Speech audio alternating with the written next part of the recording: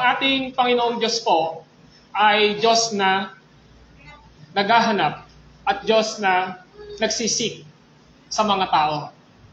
Kung maalala niyo po, pagkayari hong mahulog sa kasalanan ni Adan sa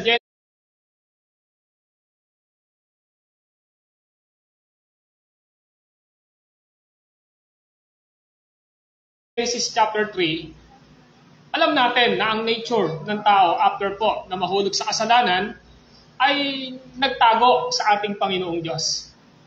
Hindi lang ho nagtago, kundi natakot sa ating Panginoong Diyos. Dahil nalaman nila and aware sila na sila ay lumabag at hindi sumunod sa mga ninanais ng Diyos sa kanilang mga buhay. Pero hindi po hinayaan ng Diyos na ang tao ay manatiling natatakot sa Kanya. Hindi po hinayaan ng Diyos na ang tao ay manatiling nagtatago sa ating Panginoong Diyos. Sa halip, pag binasa natin ang Genesis chapter 3, especially in verse 9, ay nagsalita ang ating Panginoong Diyos na si Yahweh. At sinabing ganon, nasaan kayo? If you imagine, ang tao na lumabag at nagkamali sa ating Panginoong Diyos na si Yahweh in the Old Testament, ay ang Diyos ang nag-initiate o nagbigay ng pasimula upang tawagin ang tao upang hindi manatili ang kanyang takot at pagtatago sa ating Panginoong Diyos. Alam ko na ang bawat isa sa atin dito, malamang or sigurado, na tayong lahat ay nakaranas ng panawagan ng ating Panginoong Diyos. Panawagan na nang makasalanan pa tayo, ay tinatawag niya tayo, nasaan ka?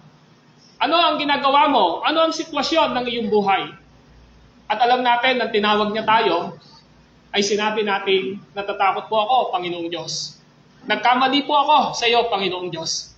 Pero, ang ginawa ng ating Panginoong Diyos, binigyan niya tayo ng kapatawaran sa pamamagitan ni Kristo na ating pinanampalatayaan.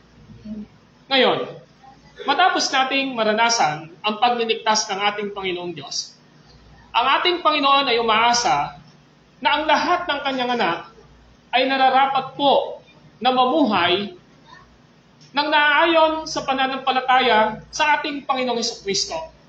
Kaya ang puso ng isang Kristiyano ay mayroong tinatawag na pagiging sensitibo, hindi lamang sa panahon na ayos ang kanyang pananampalataya, kundi sa bawat minuto at oras ng kanyang buhay na dapat naroon palagi ang desire ng kanyang puso na unahin ang ating Panginoong Diyos. We need to seek God in our lives every day.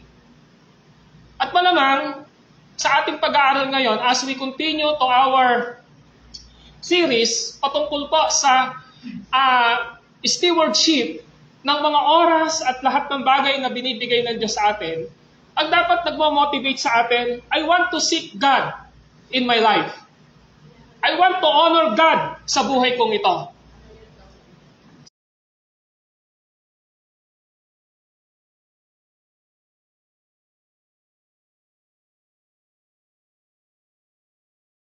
Siguro naiisip natin minsan, parang ayaw nating unahin ng Diyos sa buhay natin. Maybe dahil nasa isang lowest situation ng buhay tayo. Meron tayong mga dinadaanan sa buhay natin. Pero ang Diyos, pinahintulutan niya sa umagang ito na ating mapag-aralan ang kanyang banal na kasulatan. And I want to encourage you to open your Bible in Matthew chapter 6 verse 33, the familiar passage sa banal na kasulatan, especially to those who are experience yung power ng Matthew chapter 6:33 sa kanyang buhay. At nais ko pong basahin sa wikang Tagalog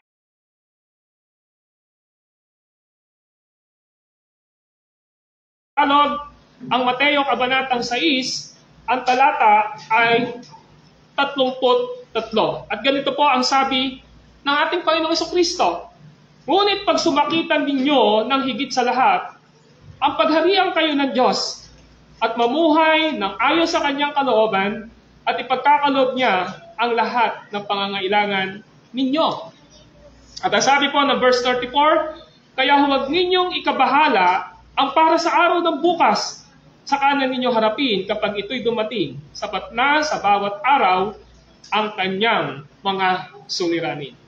Sa wikang Banyaga, ang English, sabi na rendition doon, but seek ye first the kingdom of God and His righteousness, and all these things shall be added unto us. Mga kapatid, our topic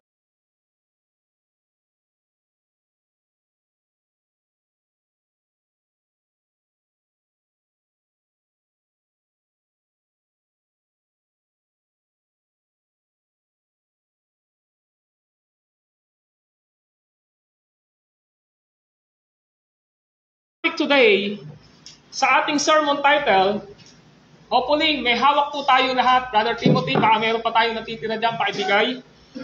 Ang ating sermon title sa umagang ito, hanapin mo muna ang kaharian ng Diyos. Hanapin mo muna ang kaharian ng Diyos.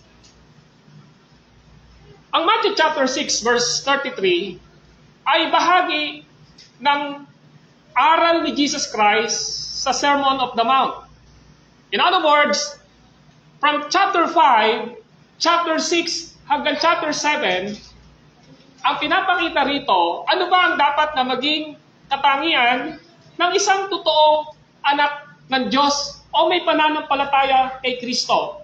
Una sa lahat, dapat naiintindihan niya na bahagi siya ng kaharian ng Diyos. Yun yung dapat nating maintindihan muna. Bahagi tayo ng kaharian ng Diyos.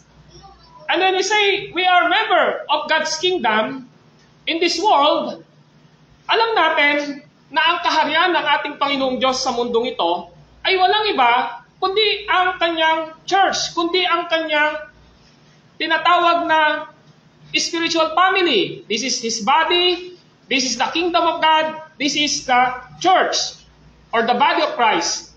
And of course, alam natin, may kingdom po dito.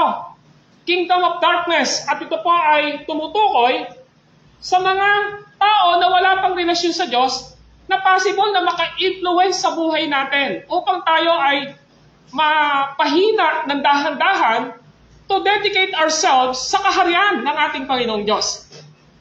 Yan ang gustong ipakita. Kaya ang Matthew chapter 5 ay nagpapaunawa sa atin na kapag tayo'y anak ng Diyos, dapat bahagi tayo ng kanyang kaharian.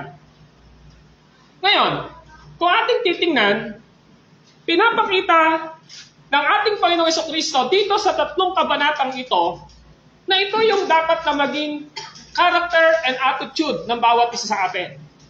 Hindi ho natin kayang gawin ang mga sinabi niya from chapter 5 na mapalad, blessed, blessed, blessed. Tapos sinabi niya na huwag yung gawin ito, ito dapat yung gawin ninyo. Kapag hindi natin inisip sa ating sarili na dapat isubmit ko ang aking sarili sa hari na nagahari sa kanyang kaharian. That's why, ang sabi rito, but seek ye first the kingdom of God. Now, listen, dapat nating maintindihan na malinaw kay Jesus Christ na kapag ang kanyang mga anak ay hindi siya umuuna kay Kristo na siyang hari sa kanyang kaharian, malelesen po ang kanyang commitment. Saan? Sa kanyang kaharian.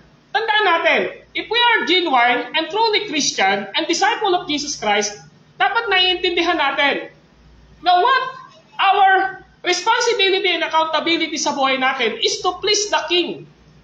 Lulatiin natin ang hari sa ating mga buhay. Because the book of Matthew, ang pinaka-tema nito, ay nagpapakita na si Jesucristo ay hari. He is the King. That's why, in the book of Matthew, chapter 2, pinresent agad nang ipinanganak si Jesus Christ, siya ay hari ng mga Hudyo. He is the King of the Jew. But wait, hindi lang siya King of the Jew, but He is Jesus, meaning He is Savior, tagapagligtas. Not only Savior, but He is Emmanuel. God is with us.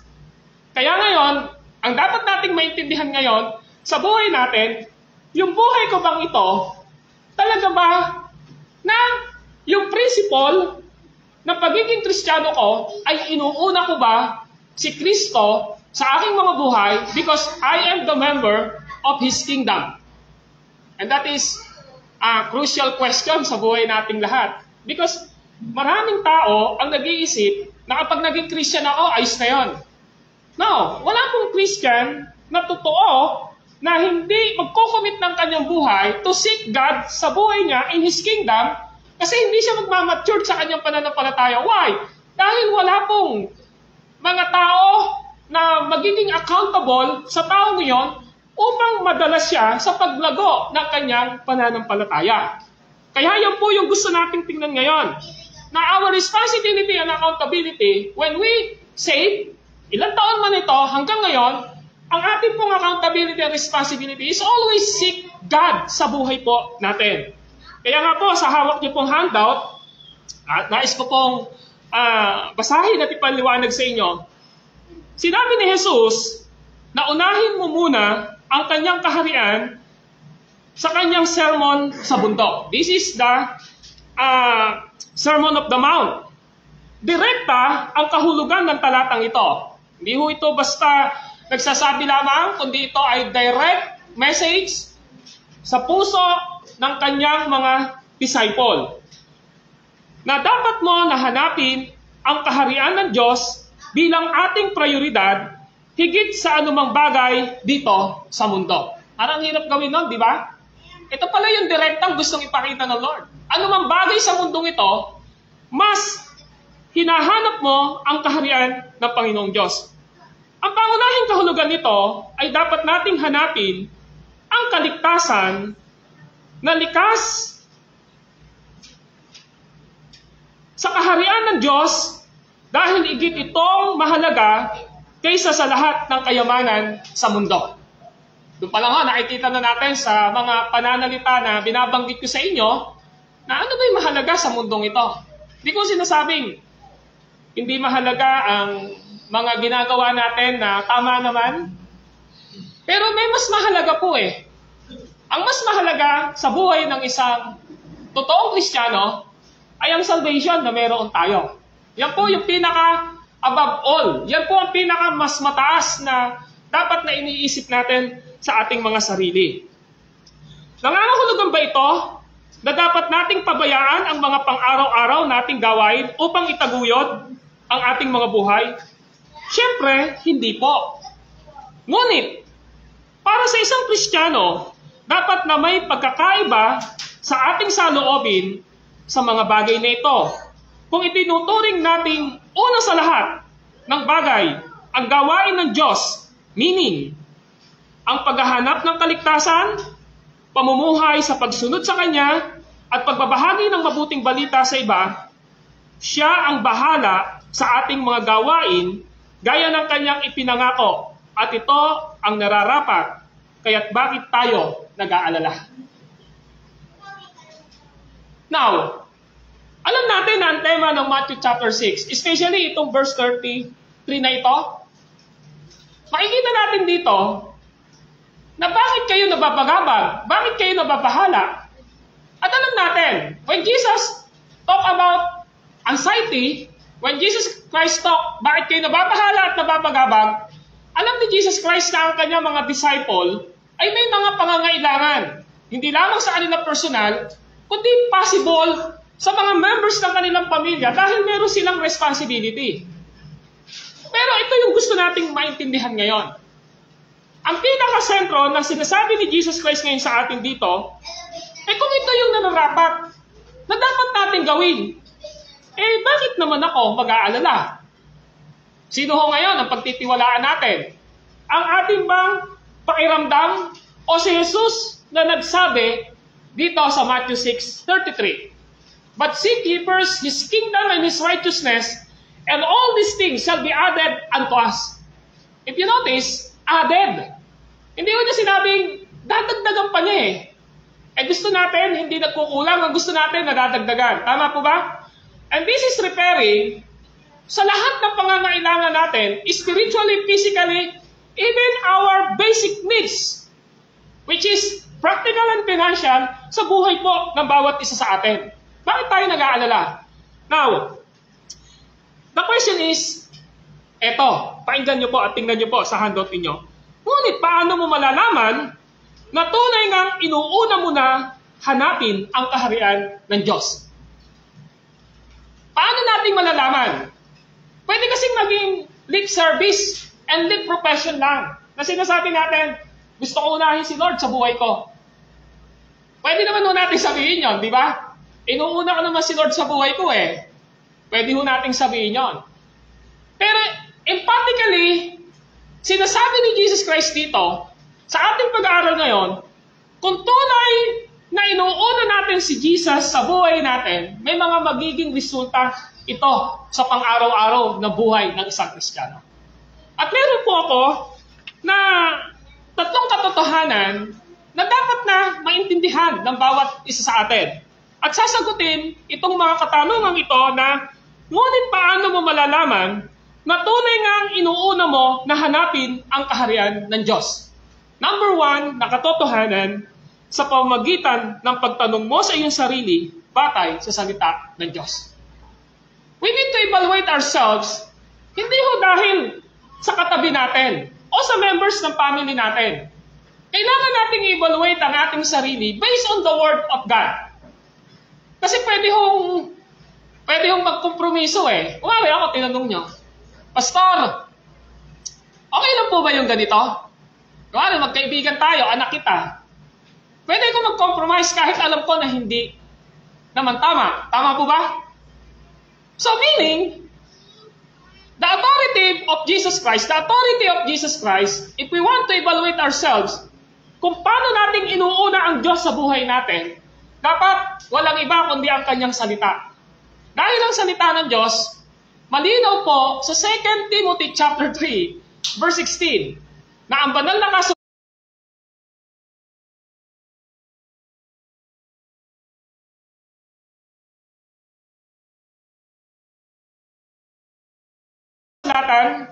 ay sabi ron, ay nagtutuwid sa likong gawain, nag-aakay sa matuwid na pamumuhay, etc., etc., upang ang mga lingkod o anak ng Diyos ay maging handa sa mabubuting gawain. Meaning, ang salita ho ng Diyos ang dapat nag-i-evaluate sa buhay natin when it comes to our thinking na inuuna ko ba talaga si Lord sa akin? Kasi kung pipilitin ko po yung anak ko, sasabihin ko, magturo ka ng salita ng Diyos. O kaya naman, ganito yung gawin mo sa buhay mo. Yes, anak ko siya, tatay niya ako, may relasyon kami sa bawat isa. Pero sometimes, hindi ito pwedeng magiging subjective lang po ito. Pero kapag ang Word of God, ang siya nagiging panuntunan natin, wala na pong diskusyon dito. Why? Because this is the truth. Amen po ba? Salita ko ito ng Diyos eh. Hindi ko pwedeng sabihin na, teka muna, gusto ko muna na hindi sundin yan. Gusto ko muna na ipagpaliban yan. Hindi ho eh. When the Word of God, ina-address niya sa buhay natin, ang mga bagay na ito, wala ho tayong option. Hindi ho niya tayo pinamili. Ang sinasabi ng banal na kasulatan, submit yourself to my word. Yun ang gusto ipakita ngayon. Ngayon, tingnan natin. Sa pamamagitan ng pagtatanong mo sa iyong sarili, batay sa salita ng Diyos. And one of the classical example, please open your Bible in 2 Corinthians 13:5. Kasi dito, tinalakay ho ng Word of God through Apostle Paul, yung 2 Corinthians chapter 13, verse 5, yung patungkol sa pananampalataya. Ano sabi niya sa 2 Corinthians 13:5? Ito ang sabi niya. Tiyakin ninyong mabuti kung kayo'y namumuhay ayon sa pananampalataya. Subukin ninyo ang inyong sarili. Hindi ba ninyo nadaramang sumasa inyo si Jesucristo? Malibang na lang kung kayo'y mga itinakwil. Nung sinabi ito ni Apostol Pablo, meron siyang gustong i-address sa mga taga-Korinto. Alam niyo po ba na ang Corinthians Church ang pinaka-problematikong simbahan sa Bagong Tipan? Yan, nandyan mo ang lahat ng problema. Meron silang division,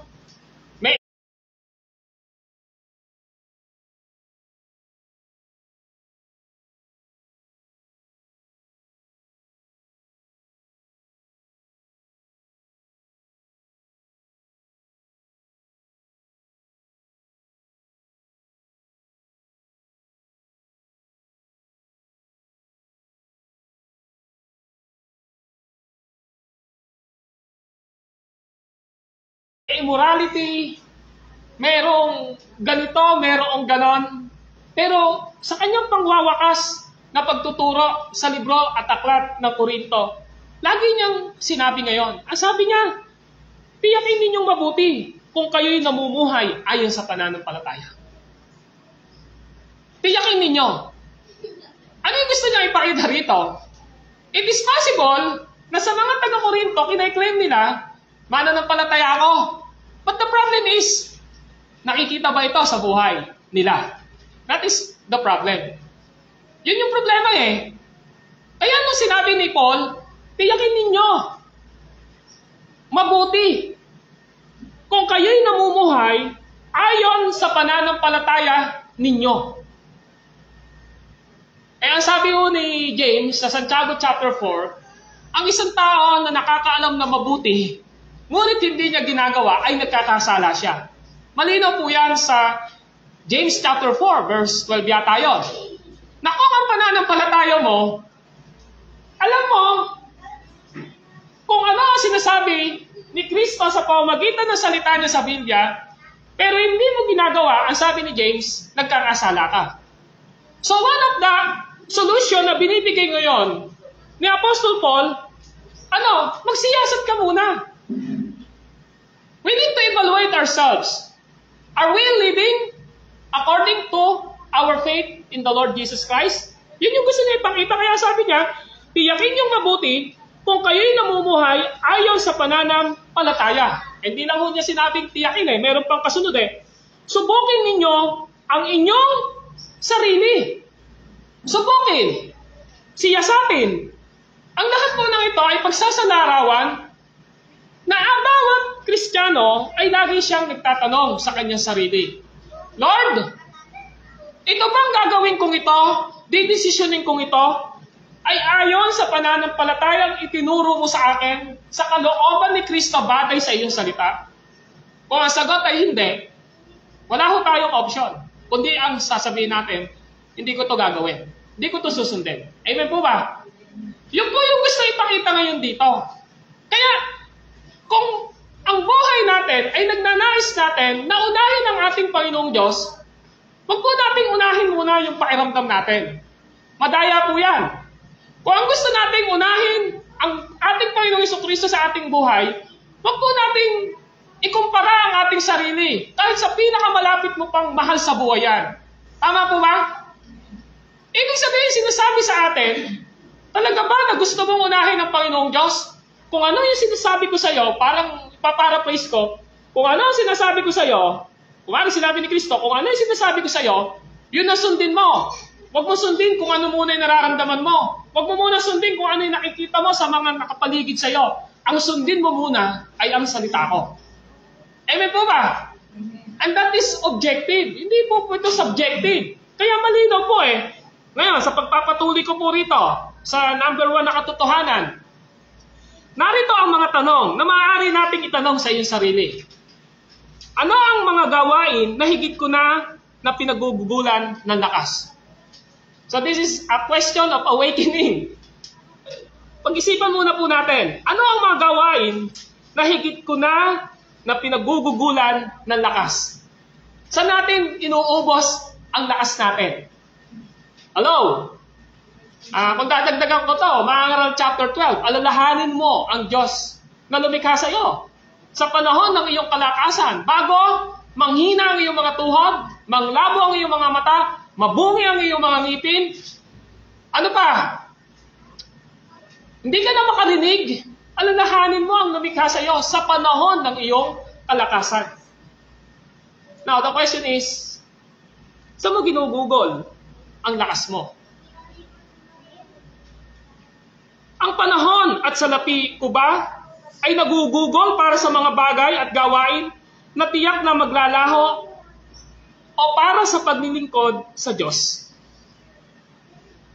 Yun yung gusto ipaunawa sa atin. When it comes to our financial status, ang tanong muna natin din namin dito, kasi stewardship pinag-aaralan natin, di ba na yung ano ba, yung salapi ba natin, saan natin to ginugugol? Of course, responsibility natin na tugunin ang lahat ng pangangailangan ng mga family natin. Pero hindi po exempted dito na hindi natin gagamitin ito to serve the Lord and glorify God. Ito ba ay para sa paglilingkod sa Diyos? Meaning, na ang resulta ay may kinanalaman sa walang hanggan? Meron po ba siyang impact? Tama po ba? Kung meron ka sasakyan, blessing ni Lord yun, di po ba? Ginagamit mo po sa ministry. Tingin niyo po ba may impact yon para sa eternal na bagay? Halimbawa, yung kotse na Sister Leonie, ginagamit namin, pumupunta ng misyon. Tanong, meron po bang effect yon sa walang hanggan? Meron po. Bakit? Kasi ginagamit kami ng Lord para pumunta sa isang lugar para makapaglingkod. Tama po ba? Yung pera mo, hindi ka naglilingkod.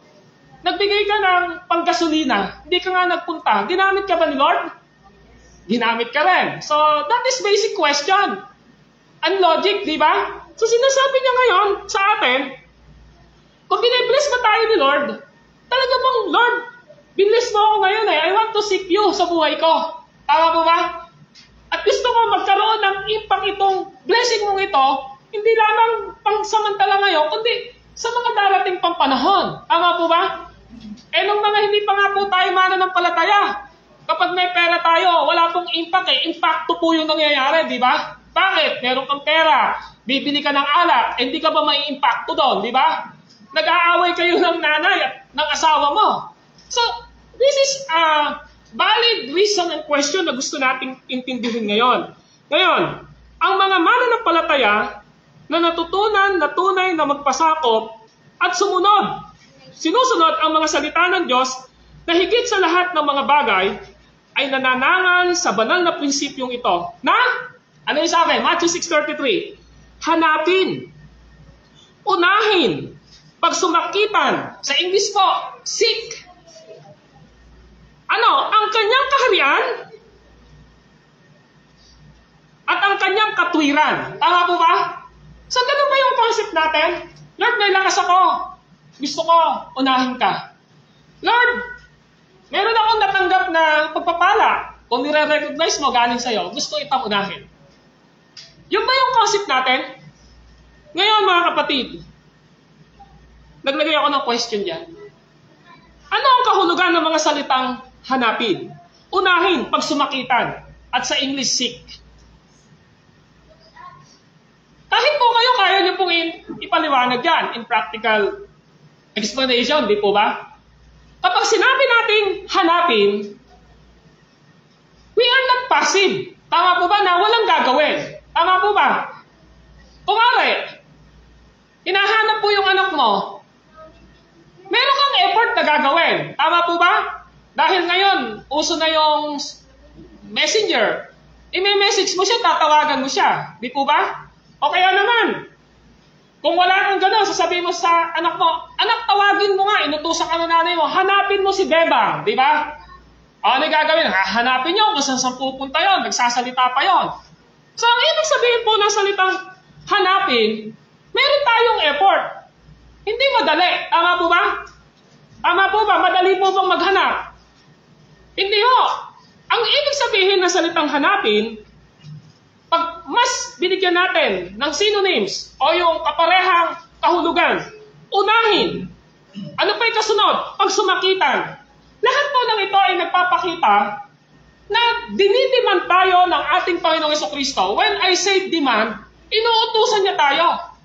Na everyday sa buhay natin, anak, unahin mo ko. Tama po ba? Anak, isip mo ko. Anak, lagi mo ko nga hanapin. Di ba? Kayo po, nanay kayo, gusto nyo ba na hinahanap kayo ng anak ninyo? Pag may relasyon, naghahanap. Tama po ba? Kung walang relasyon, walang hanapan. Tama po ba? This is a relational. Ibig sabihin, kapag may relasyon tayo kay Kristo, whether we like it or not, naghahanap ang Diyos sa atin. Amen? Hinahanap ka ng Diyos kapag araw ng Sunday to worship Him, to fellowship with Him. Tama po ba? Hinahanap ka ng Diyos na marinig yung tinig mo para manalangin ka sa Kanya Yan yung gusto ipakita ng Lord sa atin. At ano ang kahulugan ng kanyang kaharian at katwiran? Well, ang word na kaharian, this is the kingdom of God. We are not belong to the kingdom of this earthly scheme ng mundong ito. Hindi na ho tayo makamundo. Tama po ba? We are belong to God's kingdom. We are belong to His church. We are belong to His family. We are belong to His body. Hindi na ho tayo para sa sanlibutan ito. Kaya dapat, we need to seek His kingdom and His righteousness. And what is the righteousness of Jesus Christ?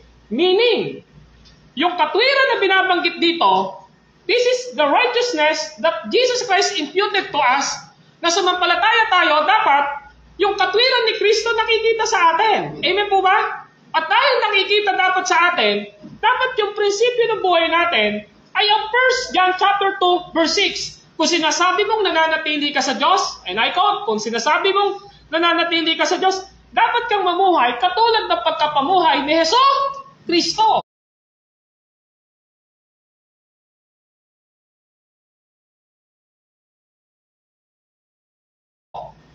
Yun yung prinsipyo ho dun eh. Ngayon, based on this principle, number 1, sa pamamagitan ng pagtatanong mo sa iyong sarili batay sa salita ng Diyos, mahalaga po, mga kapatid, na kailangan natin na nagkakaroon ng oras to read and meditate the Word of God. Amen po ba? Every day, kapag sa umaga pa lang, nagbabasa tayo, nagme-meditate tayo ng Word of God, nire-remind na tayo ng Lord. Tinuutusan na tayo, anak, ito yung gusto kong gawin mo sa buhay mo. So mga kapatid,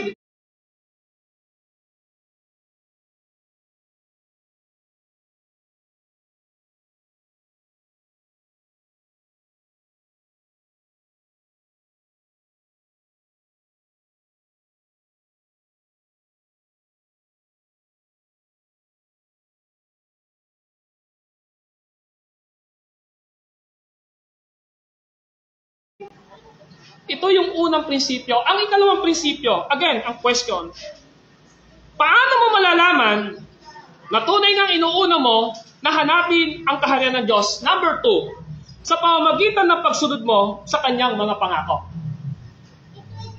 Ano yung sabi ho doon?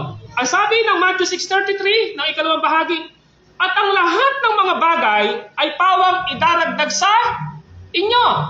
Gusto niyo po ba yun? Now, kasi ninyo, kapag may command, may promise. Pag may obedience, mayroong blessing. Tingnan nyo ha, unahin mo ang kanyang kaharian at katwiran. May pinagagawa sa iyo. Ano yung karugtong? At ibibigay niya, nino? Ng Diyos, ni Kristo. Ano? Idadagdag niya ang ano? Ang lahat ng mga bagay na ito. Simple lang ho. Kapag si Timothy, inutusan ko, sumunod sa akin, tuntua ako. Tama po ba? Pero paano pag inutusan ko yung anak ko, ay sumunod sa akin, matutuwa ba ako? Hindi. Kapag humingi ng pera,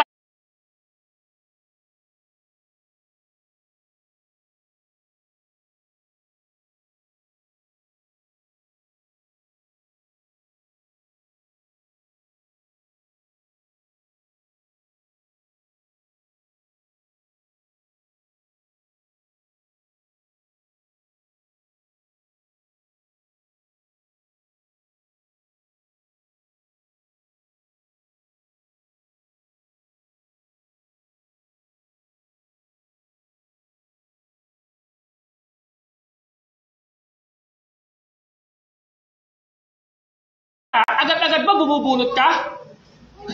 Di ba? Medyo ano pa eh. Sasabihin mo, patatagalin mo pala konti eh. Di ba? Pero pag obedience, napakabait ng anak ko, hindi pa humihingi, o anak, carry na. Di ba? Ito yung gusto ipakita sa atin. We as a Christian, dapat yung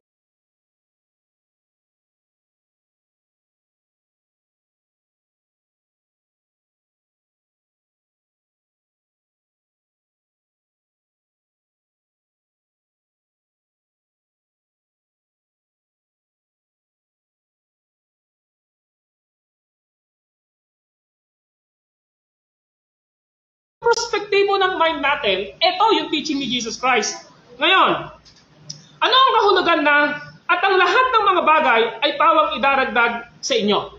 Ano yung kahulugan nito? Na pawang idaragdag sa inyo. Meaning, meron lang ibinigay si Lord sa atin. Now, count your blessing. Bilangin nyo nga yung mga pagpapala na meron kayo. Gaano kabuti si God sa buhay natin? Tama po ba? Tapos, yung maliit na bagay lang na ito, na mga tingin natin na hindi nasagot ni Lord, doon tayo ba magpo-focus o doon tayo magpo-focus sa mga ginawa ng Diyos sa atin? Parang ganito lang po kasi minsan Kung ang isang tao nakagawa ng mali, yun agad yung tinitingnan natin. Tama po ba? Hindi natin nakita, 1 10. Yung siyam, hindi natin tinignan. Kaya ano yung nangyayari sa atin? We're frustrated. Tama po ba? But I tell you the truth, sinasabi ngayon dito, if you count your blessing, ano ang mas maraming ginawa ang Diyos sa'yo? Blessing! Tama po.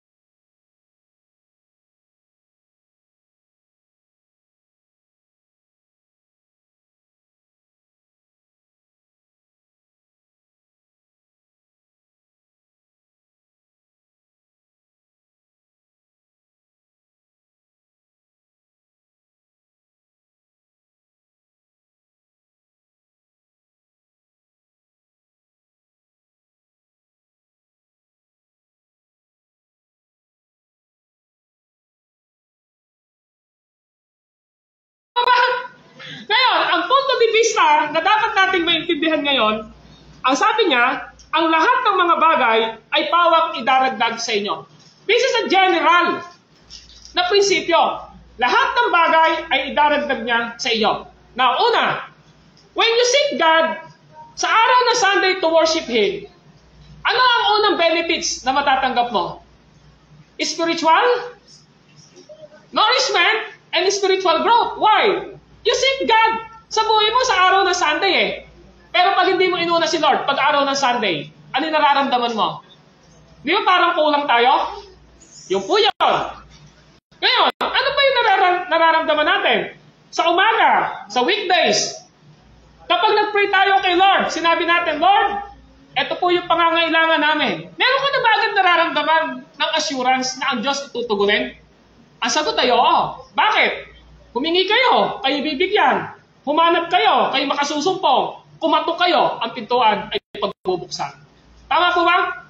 Ibig sabihin, malinaw po na ang Diyos, nung sinabi niya, ibibigay ang lahat ng pangangailangan ninyo, kapag inuna mo siya, ang punto niya ngayon dito, spiritually, physically, at yung mga pangangailangan natin, ibinibigay ng Panginoong Diyos.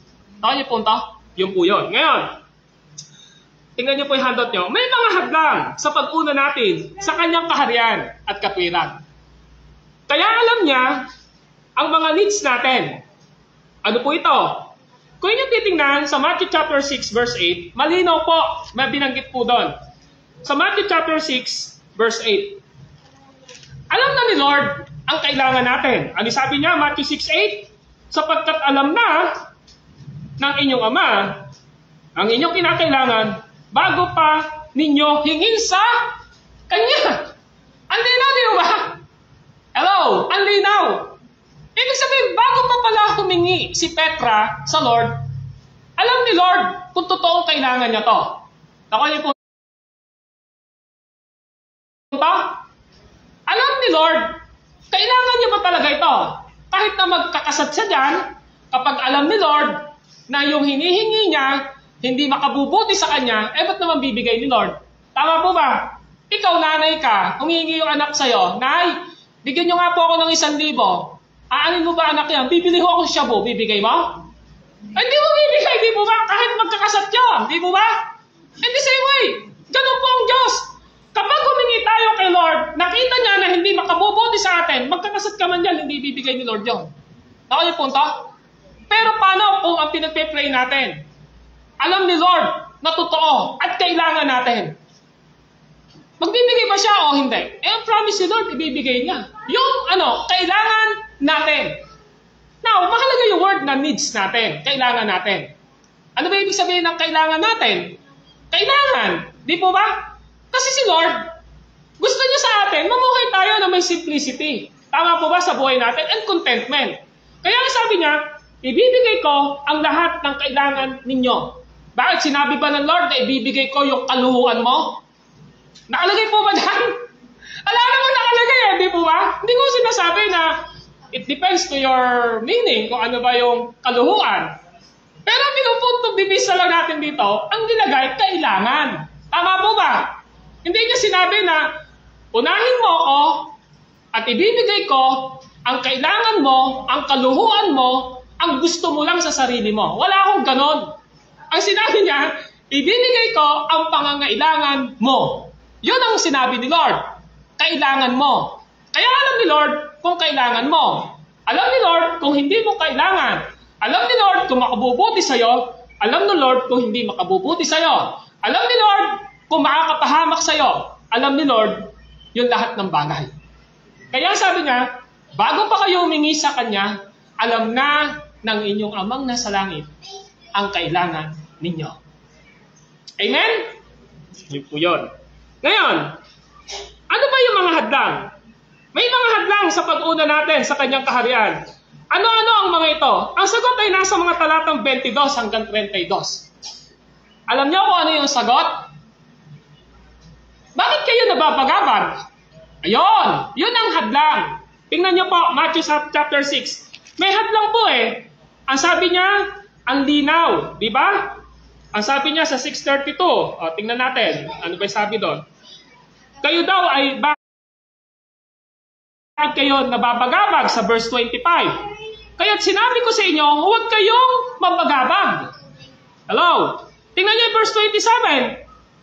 Sino sa inyo ang makakapaghaba ng kanyang buhay na kahit isang oras sa pamamagitan ng kanyang pagkabalisa? Ibig sabihin, ang kalaban, pagkabagabag at pagkabalisa. Ngayon, kasalanan ba ang pagkabagabag at pagkabalisa?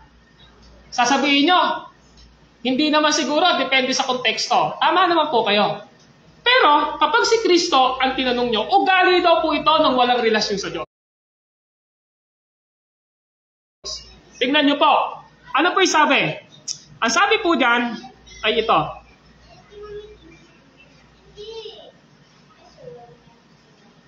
Verse 32. Sabi ron, sapagkat ang mga bagay na ito ang kinahuhumalingan ng mga taong wala pang pananalig sa Diyos. Yung palang gusto ng taong walang pananalig sa Diyos, yung lagi siyang bagabag, yung lagi siyang balisa, naranasan na natin lahat na mabagabag. Tama po ba? Naranasan na natin lahat na mabalisa. Kapag ang mabalisa ay nangyayari sa buhay natin, ang kasunod po na, mababaliw na. Tama po ba? Magkakatuktong po yan eh. Ano yun? Ibig sabihin, magkakaroon po ng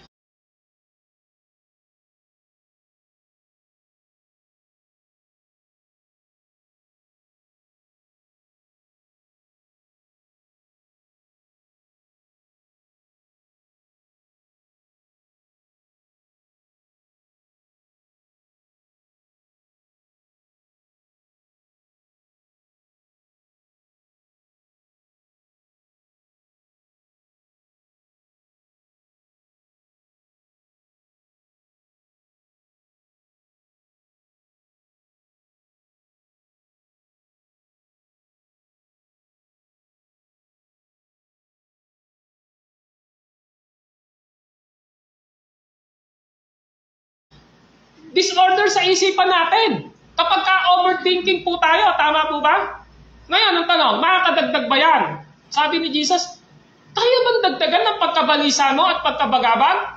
Alin, na kahit isang segundo lamang ang iyong buhay, sabi ni Jesus Christ, hindi. Kaya kahit maging mabahala ka, mabagabag ka, mabalisa ka, ang sabi ng Panginoon sa ibang mga passage, di mas mahalaga ipagkatiwala mo na lang kay Lord. Tama? Lumapit ka, manalangin ka, unahin mo siya sa iyong buhay.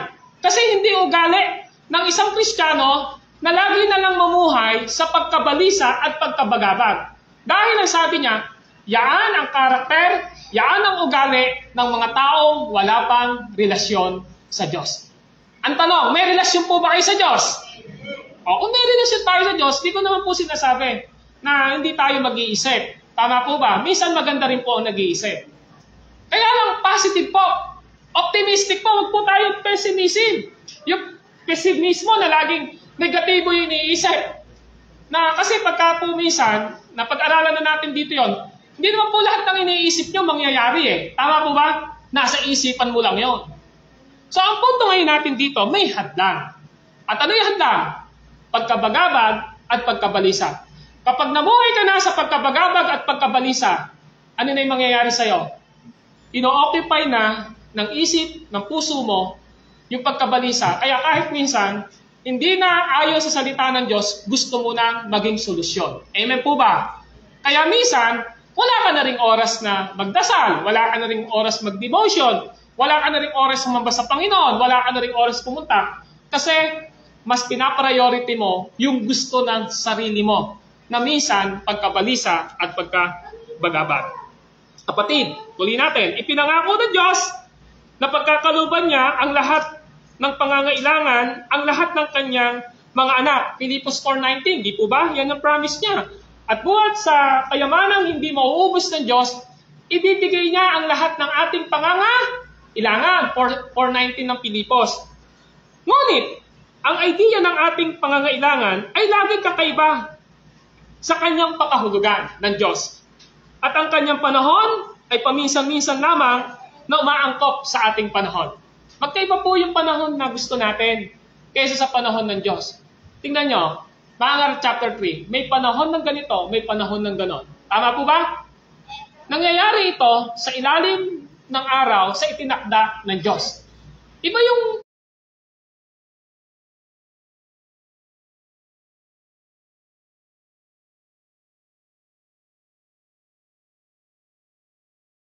panahon mo. Kahit sabihin mo pang panahon ko, gusto ko yumaman ako. Paano kung hindi kalooban ng Lord?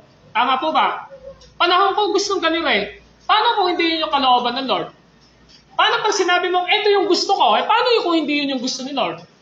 Magkaiba po ng panahon. Alam ni Lord yung needs natin.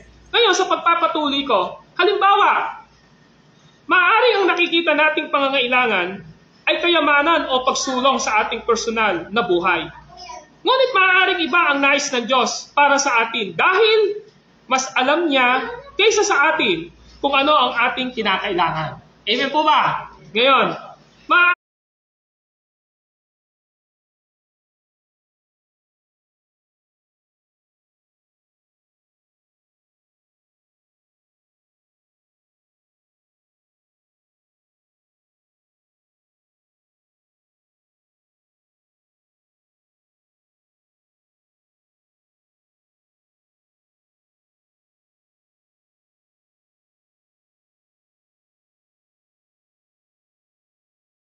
ang kinakailangan natin ay isang panahon ng kahirapan. Kahit po yung kahirapan natin, pinag-aralan natin kanina, may purpose si Lord. Ano yung punto? Nasa mabuti tayong mga kamay, pagkawala ng isang mahalagang tao o bagay. Posibleng mangyari sa atin yon. Tama po ba? Tanong, sa ayon sa gusto natin, hindi ho ba tayo dumaraan minsan sa kahirapan? Dumaraan naman po talaga, di po ba? Pag di natin sinabi yon, may problema tayo, di po ba? Ngayon, ang tanong lang, minsan, ang Panginoong Diyos, asa na ba ako? Okay. Minsan, ito, yung pagkawala ng isang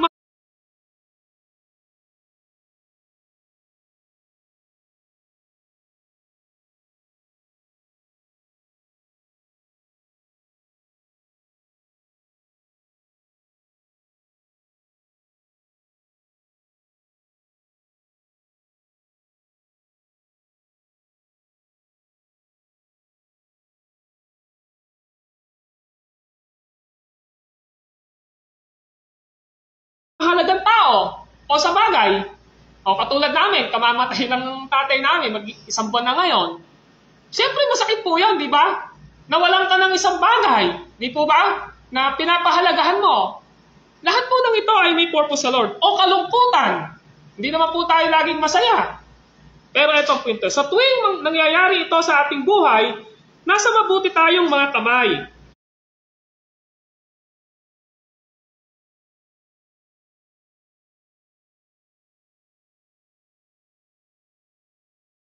Parehong ibinigay ng Diyos, binigyan ng Diyos si Job at si Elias.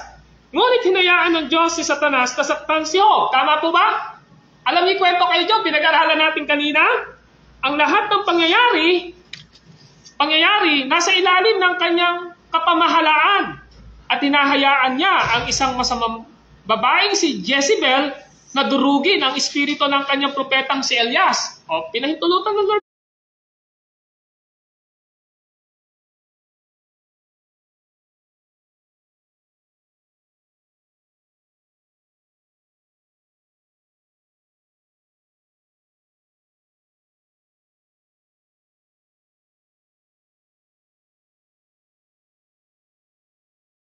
Yun.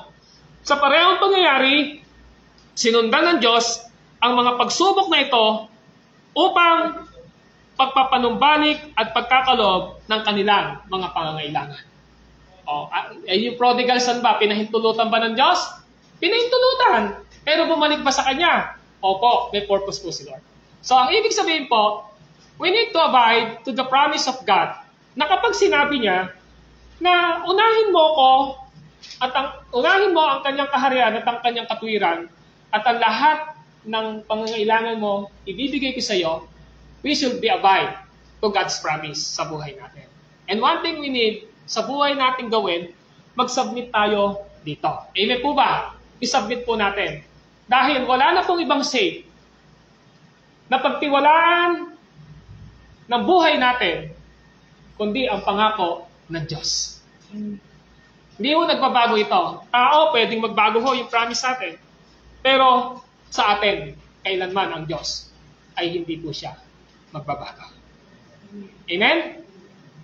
So, bagamat meron pong nakalagay na ikatlong punto, we will continue to the next Sunday service po itong ikatlo pong ito. Dahil gusto ko hong balansehin na hindi ho porke naging Kristiyano tayo, lahat na lang ng gustong hingin natin kay Lord, hihingin, bibigay natin. Hindi ho genie si Lord. Hindi ho genie yun. Na lahat ng wish mo, genie, bigyan mo ako ng ganito. Gusto mo ba yan? Hanggang 10 ka lang, okay, yan. Hindi ho genie, Lord. Tama? Ang Diyos po, Diyos. Hindi naman po siya genie eh. Tama po ba? Hindi rin po siya computer na lahat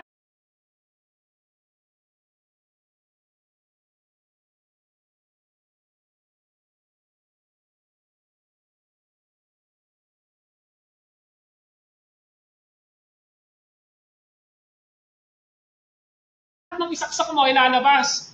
Na Google mo, lahat may sagot. Si Lord po, minsan hindi ho niya sinasagot. Tama po ba? So, ang punto ngayon natin dito, Matthew 6:33, seek ye first the kingdom of God and His righteousness, and all these things shall be added unto us. Malinaw po na ang Diyos nagdidemand sa atin, nag-uutos sa atin. At kailangan natin sundin ito.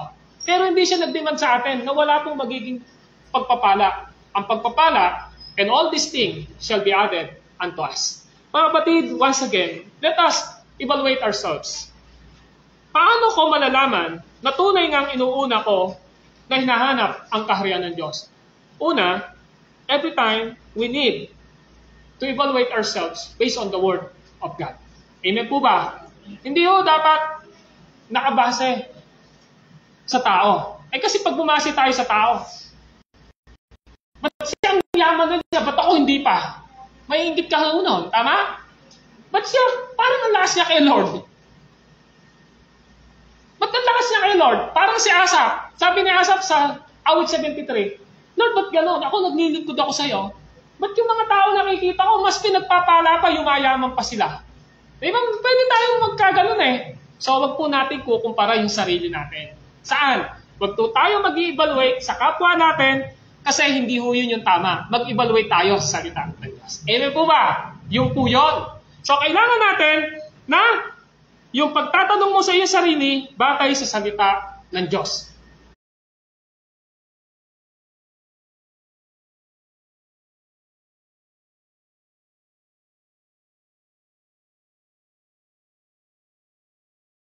Huwag po natin kukumpara sa tao. Huwag din po tayo magbe-base sa mga perception at saka sa sinasabi ng tao. Lagi natin iisipin, tama ba to? Ayon ba to sa salita ng Diyos? Dapat ganun po tayo. Pangalawa, dapat maintindihan din po natin sa pamamagitan ng pagsunod mo sa kanyang mga pangako. Kung yan, Lord, ang pangako mo, sinasabi mo, susunod ako kasi kapag pinangako mo yan, merong mangyayari maganda sa akin. Naranasan niyo na po ba na pinangakoan kayo? Yung iba nasunod, di po ba? Pero yung iba po, hindi nasunod. Tama po ba? Ganun po yun eh.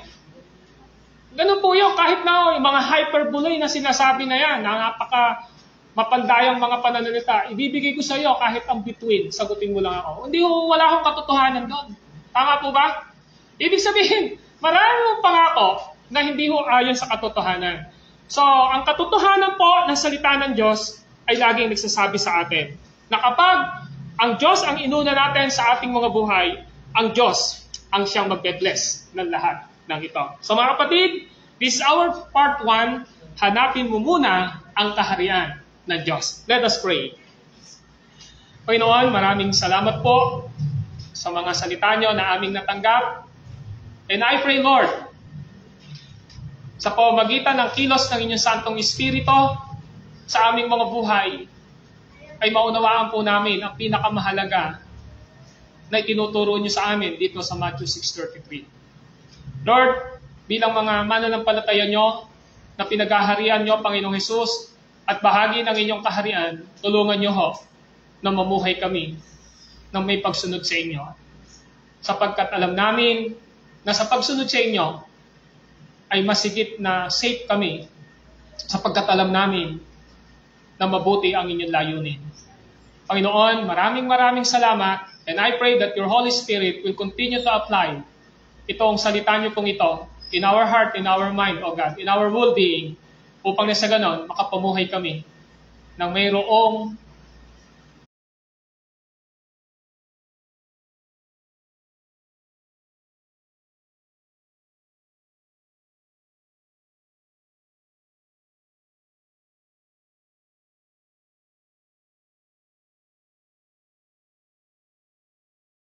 kapayapaan dahil sumusunod kami sa inyong kalooban.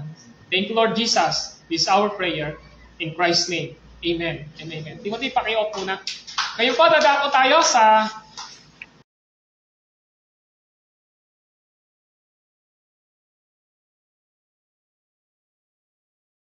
school or discipleship training class. Manalangin muna po tayo. Let us pray. Panginoon po namin Diyos, na banal at makapangyarihan sa lahat. Kami po ay lumalapit sa iyo, alang-alang sa aming Panginoong Jesucristo, na siyang aming tagapamagitan sa inyo, Ama. At sa pamamagitan ng Santong Espiritu, na siyang magpapaunawa o nagpapaunawa ng aming mga panalangin, na maaaring hindi namin maihatid ng tamang pananalangin. Lord, sa umagang ito, nagpapakumbaba kami sa iyong harapan. Pinikilala ang inyong kabanalan at kami na mga anak nyo sa kabila po na ang katwiran ni Jesus ang siyang tinitingnan nyo sa amin, ay ninanais nyo na kami ay isantify sa mga kahinaan at natitira pang mga gawi at ninanais ng aming laman. Dahil dito, bilang mga anak ninyo, nagpapakumbaba kami at sinasabi namin, patawarin niyo po kami, Ama, sa lahat ng aming mga sala. Ngayong umaga, ang aking dalangin, patuloy niyo hong luwalhatiin ang inyong pangalan, ang inyong pagiging Diyos at Panginoon, sa pamamagitan ng mga salita nyo na ipapaliwanag sa oras na ito. And I pray that your Holy Spirit continue to move sa lahat ng mga makikinig at sasamba. Ang banal na Espiritu nawa ang siyang magbigay ng paliwanagan sa kanilang kalooban at puso upang lahat ng itong maririnig ay maidagdag sa pananampalataya. At sa pananampalataya ay bunga ng mabubuting gawa. At ang mabubuting gawa ay bunga ng pagbibigay ng kalwalhatian sa inyong banal na pangalan. Dear Lord, Ikaw ang siyang magpala, Ikaw ang mag-bless sa unang bahagi na aming pagsambang ito. Ang prayer ko po, ang mga kapatirang wala pa, ay usigin ng inyong banal na Espiritu ang kanilang isip at kalooban na huwag pahintulutan ng kanilang mga laman ang pagliban sa pagsamba ngayon dahil lamang sa mga desire ng laman o mga inaalok ng mundong ito. Pagtagumpayin niyo po ang bawat isa at naway makarating sila sa dakong bahay-sambahang ito. Wala kaming nais sa taas at bulahatiing, kundi Ikaw lamang, Ama, sa pangalan ni Kristo Jesus. Amen. Patuloy nating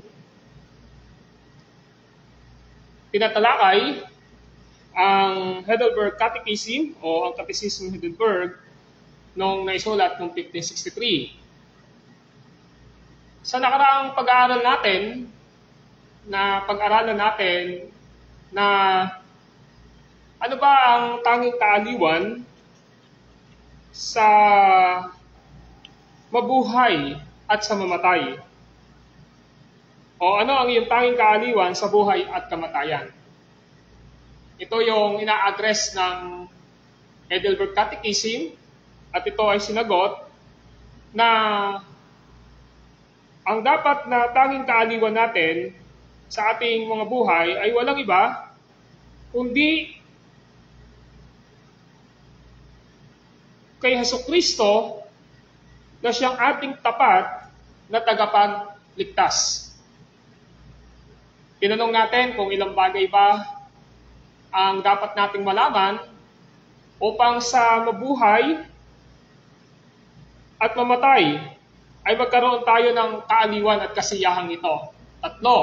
Una, kung gaano kalaki ang ating mga kasalanan at kapighatian. Dapat malaman muna ng isang taong wala pang relasyon kay Kristo na siya ay ganap na makasalanan or totally depraved at yung kanyang pagiging miserable ay nagdadala ito ng pamumuhay na hindi nakalulugod sa Diyos kung kaya't sa puntong iyon ay nagagalit at kinamumuhian siya ng Panginoon. Ngayon, kailangan nating malaman kung paano tayo maliligtas sa lahat ng ating kapighatian at kasalanan. Yon, pinakita doon. At yon ay walang iba kundi sa pamamagitan ng isang Diyos sa 3 persona.